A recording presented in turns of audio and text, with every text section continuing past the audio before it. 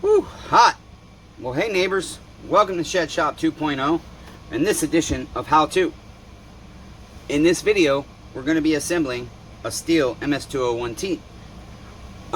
We might have a 2 or 3 part series here. We're going to try and keep them at 20-minute increments, just because it's a lot easier to upload shorter videos and it's a lot easier to edit them. And plus, we as human beings by nature nowadays have been brainwashed to have a very short attention span. Notice TikTok. How long can you get lost? I don't do TikTok. I refuse. I never have, never will. I know it could grow my channel immensely, but I just refuse to submit to that level of demonism. You ever notice how long you can spend on TikTok watching 10 and 15 second videos? 6-8 hours later, you're like, whoa, what happened? It's because your brain is being shut off. Your limbic system of your brain, okay, your frontal lobe, gets shut off with media, with the short media. You ever notice when you watch movies, every 3 to 5 seconds, the angle changes, the view changes. But if you watch Mr. Rogers' Neighborhood, you'll notice the camera stays on one angle most of the show. Okay, they don't switch camera angles every 3 seconds. Media is very bad, and it has meant to brainwash us. Okay, the world as a whole, human beings as a whole, almost all 8 billion of you, sorry neighbors, not sorry, are in what's called a mass psychosis. Okay, the food you eat is bad for you. Sorry, not sorry. Everything we buy from the grocery store and fast food is chemically induced, is GMO'd, HMO'd, chemicals. Did you know all your energy drinks, that what they do is they take human waste and they take a gas out of it and they put that in your energy drinks, like Monster. That's why it's TAV 666. Anybody that knows the Bible, whether you believe the shit or not, that's called the mark of the beast, the number of the beast, okay? Satan himself, okay? It is hot, hot, hot, neighbors. Tennessee is hot. Anyways, that being said, I'm going to show you one little trick I use on this, using a home product for your windows to put on your chainsaw. Now, I know a lot of you might not disagree with this, but I have used it many times over the years on these top handle saws, and I have had great success with it. My personal MS193T actually has this product on it. Okay, so we're gonna see how far we can get. I've got a doctor's appointment tomorrow to get more injections. They like poking needles in you and shooting you up with medications. My neck pain is debilitating and destroying my life. I'm struggling to keep the channel afloat, and I hate doing it, but let's get business out of the way. Most of the time I say this in a video, I end up not posting the video, so hopefully I don't do that here. But if you would like to donate to the channel, you can find the ways to do so in the description and the pinned comment. My Cash App is here. Then we'll do my PayPal, which is associated with my phone number and an email, okay? And then I will give you my address in case you want to send a cash donation. We need lots of various things for the shop, and what I'm considering doing, but I'm afraid we won't get enough entries, is the Husqvarna 266 SE that Adam donated. He bought it for his restaurant because he smoked meat, and now he no longer does that, and it had to come back on warranty, and he decided since he no longer needs it, he donated it back to the channel. Okay, I'd like to do a giveaway with that saw, okay, and I have an email I'm going to read from Adam when we do it, but I think I finally know what's wrong with the saw. I've been thinking for months and months and months as to why that saw was running perfectly fine, had a recoil issue. Went to Adams, we had to replace the intake manifold when it came back, and it's still not running right. Well, I only replaced one of the 2 pieces of the coil, and so I think the other piece might be the issue. But I'd like to do something with that to where we do each person that donates $10, okay, or $20, I haven't decided yet, will have an entry into winning the saw. You can't purchase additional entries. It's not a raffle, okay? We cannot legally do raffles on YouTube. And then also, anybody that has the means to sponsor one of our low-income members in case they can't afford an entry, I would ask that when we do that, if we do that, that you would sponsor a low-income member that might not be able to afford $10 or $20 to enter to win the chainsaw. And it will be for any subscriber that follows that saw story when we get to it. But again, this is just an idea thrown in the air. Maybe you guys can go down in the comments and tell me how many of you would be willing to make a $10 or $20 donation to be entered to win that saw, because basically I would have to get at least 30 to 40 entries before I'd be willing to go ahead and give that saw away, because it's an expensive saw and we need money for the channel. We need lots of stuff in the shop right now that I cannot afford. I'm trying to get a powder coater. I've bought all kinds of sandblasting materials and powder coating materials over the past 14 or 16 months, and expected to have that stuff by now. We're in a smaller building than we anticipated, but it's way bigger than Shed Shop 1.0. You regulars know. And so yeah, I hate asking you guys to help support the channel financially, but that is what YouTube is. It's viewer supported. 100% viewer supported. I hate lately, you've probably noticed that there's more ads than usual in my videos, and that's because opposed to just letting YouTube put an ad or two in, I go in and I manually place ads, and I try to put them in natural breakpoints. That way I can actually try and make some money, because we're only making $30 to $40 a month on the YouTube channel, and I know we can do a lot better. So that being said, I'm going to turn you down to the bench and we're going to get to work. Damn it, neighbors! Okay, here's our 201T neighbors, and we really need to get a new stand. See, we have stands for cameras, but they just are not durable. They're wobbly, they fall over constantly, and they just don't work well. This one especially, it was very good for the longest time, and then it just decided to stop working. Sorry guys, trying to fix you here. Trying to fix you so you don't fall over the best I can. Everything is held together with duct tape and WD-40 these days. Okay, so this 201T I took in on trade a while back from neighbor Matthew, and neighbor Matthew does not take good care of his equipment, unfortunately. So here is our piston. It was a bit scored, okay, on both sides, okay, and the reason that most likely happened is because here's his intake boot fix.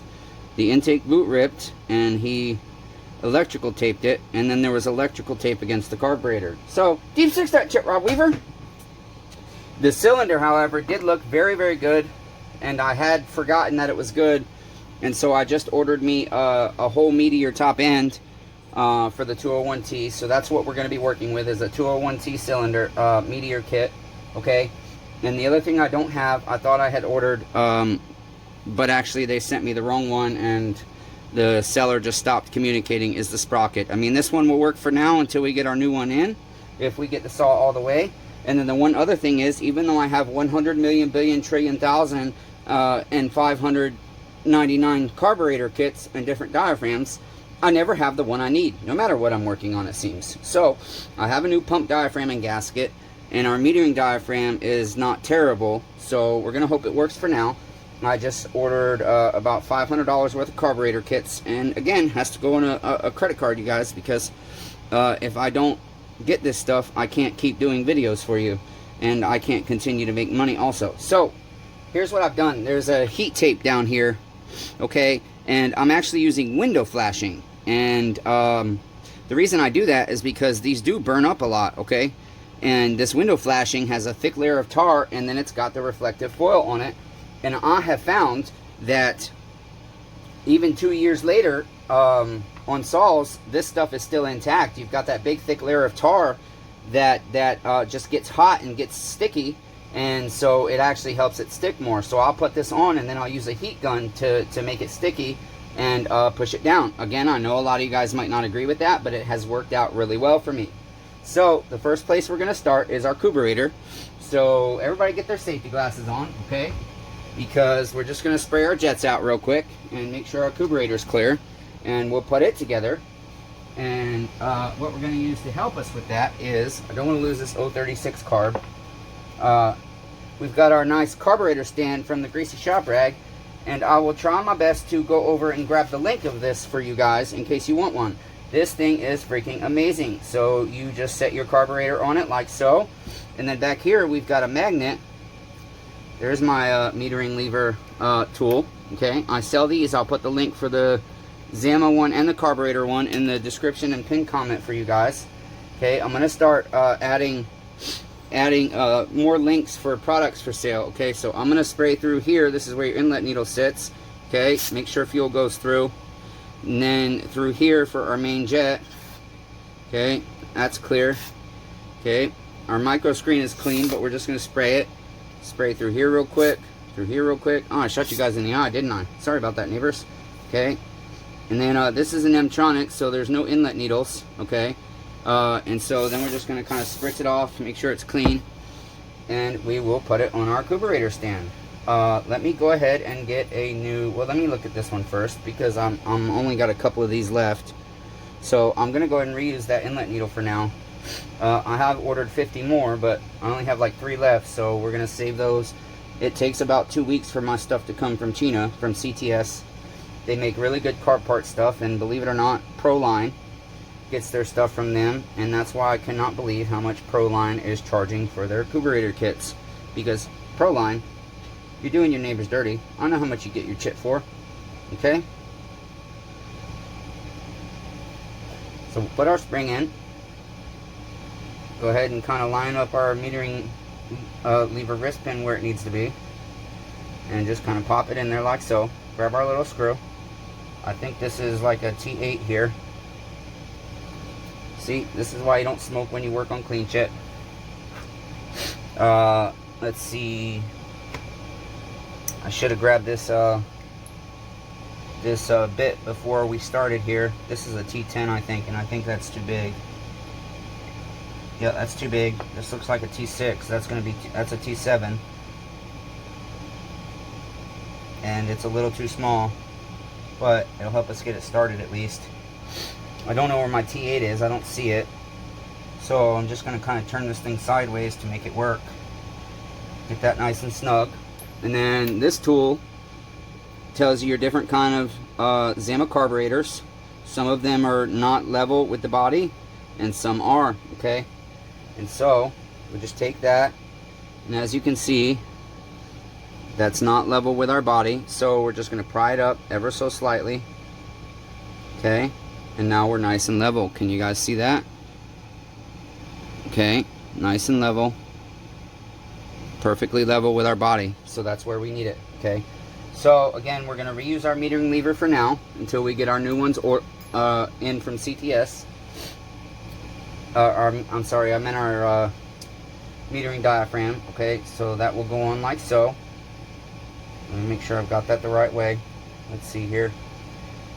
Yep, that is the right way. Okay, you can tell on this because there's this slot right here, and you've got that hole there that needs to go over that slot. Okay, so that will go like so. And then we'll take our cover, and our snorkel faces away from our chainsaw. This black thing goes into our intake boot, so we know our snorkel goes that way. Okay, we'll grab our 4 screws. You can use a flathead or a Phillips on these. Okay, and you just want to tighten these down good and snug, not good and tight. You don't want to over tighten these, you'll strip them out. And if you strip them out, you're screwed. Okay, whoops. Okay, so let's grab our drill here. I've got it set nice and low. Okay.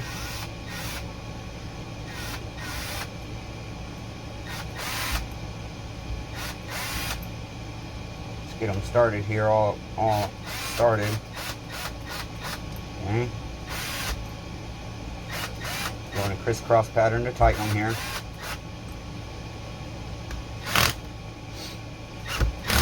Thank you, Greasy Shop Bag, for my carburetor stand, man. I've been using the shit out of this thing, honestly. I love it. I bugged him for months and months and months to sell these. And clearly I wasn't the only one. He finally did make some and listed them on his eBay store. And like I said, I'll try and find the link for you in case you want one. Anybody can make them. I mean, it's not really something he could patent, I guess. But, you know, he came up with the idea. And you can buy, I just actually found, ironically enough, CTS makes something like this. It's clearly, in my opinion, not going to be as of good quality as this one here, but it's half the price too. So, and it doesn't have a magnet, but I didn't know they made them, or I would have bought one long ago. Okay, so get our pump diaphragm cover on here again, good and snug. This is going to end up going to our wiring here eventually. So we'll just set that aside. We'll go ahead and get this stand out of the way. Set our carburetor side. We got a brand new OEM intake boot there. Thank you, Bobby, for giving me a good price on that. Now we'll go ahead and put our piston rings on here. Okay, carefully. We don't want to break them. So just kind of use your thumbs. Open it up. Keep it open and get it down past that first channel. And pop it into the second channel. Turn it to where the gap is on the locator pin. And then with our second one, same thing. The groove always faces up. The locator pins are always on the top, so we've got that. Got our wrist pin here, and then we've got our clips here. I don't have the 8mm specialty tool, so we'll be doing this the hard way. Okay. But we'll go ahead and put one pin in, and then we'll do the second one. Okay, so basically you just grab one side of it, like so, and you just kind of start it in and push, okay, to compress it. And like I said, it's not the easiest thing to do in the world, especially for me, because I've messed up hands and I cannot find my good needle nose pliers. I just do not know where. I have 4 sets of good needle nose pliers and I cannot find any of them. Yep, and I will struggle with this. You'll see me struggle with this. I'm going to struggle, I already know. Especially this piston's kind of shaped weird.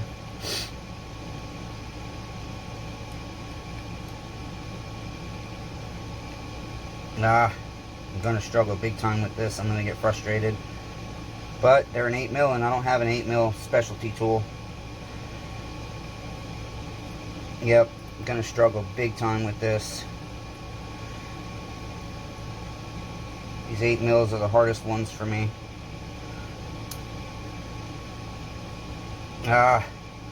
Problem is my needle nose do not grab very tight. They're trash. They're cheap Chino ones. Because I'm tired of buying good needle nose and having them fucking vanish. Just all my tools break and vanish, and just I have the worst luck. I'm gripping this as tight as I possibly can, and I can't get it in. Let me try a different pair of pliers here. Probably not going to be any better. None of these have teeth on them. I just cannot believe I can't find any of my needle nose.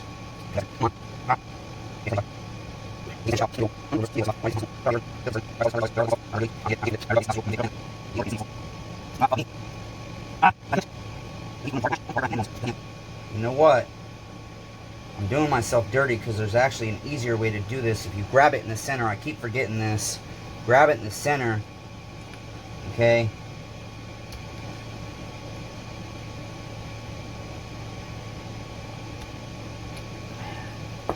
Not even that's gonna fucking work for me. I can't grip this tight enough.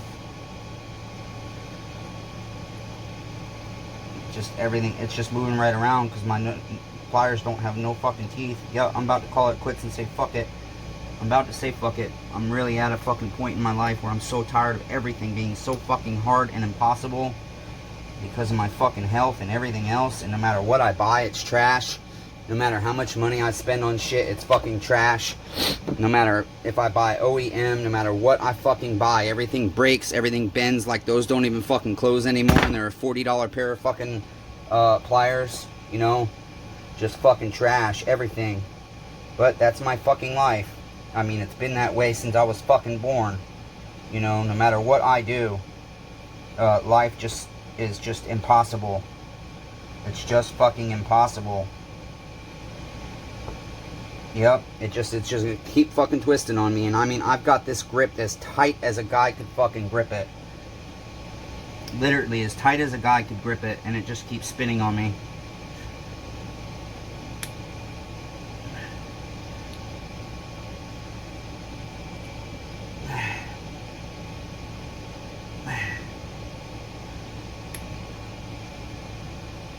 There's one.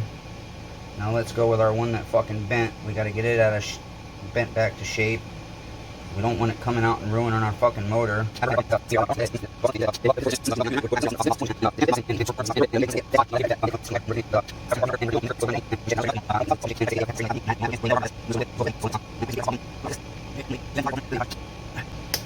Okay, that's in. Just gonna kind of open it up, make sure it's tight in there. Okay, there we go. So we oiled that before we put our, or we oiled our bearing, as you saw. Now we gotta spin our rings back around. I do believe I'm gonna do a base gasket delete. Should have left my damn pistons off there, or my rings off there, to check our squish, but I was a dummy and didn't. So let's go ahead and check our squish real quick. We'll just leave our rings on.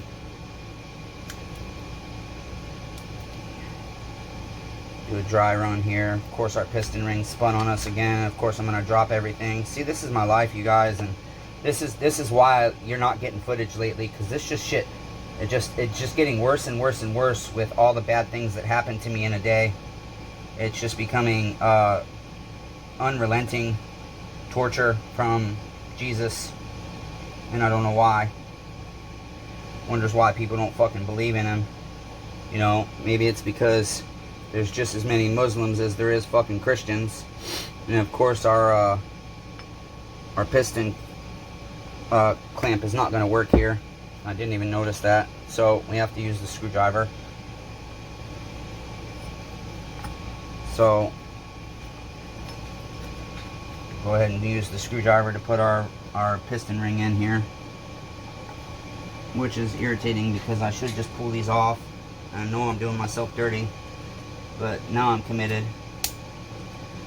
Oh, my fucking ring just broke. Are you kidding me, bro? Yep, my fucking ring just broke. Look at that shit, you guys. And see, now I gotta report to Meteor that my ring just fucking broke. And they're gonna, oh, surprising. Look at that. So, that's the end, neighbors. Till next time. I probably won't post this shit.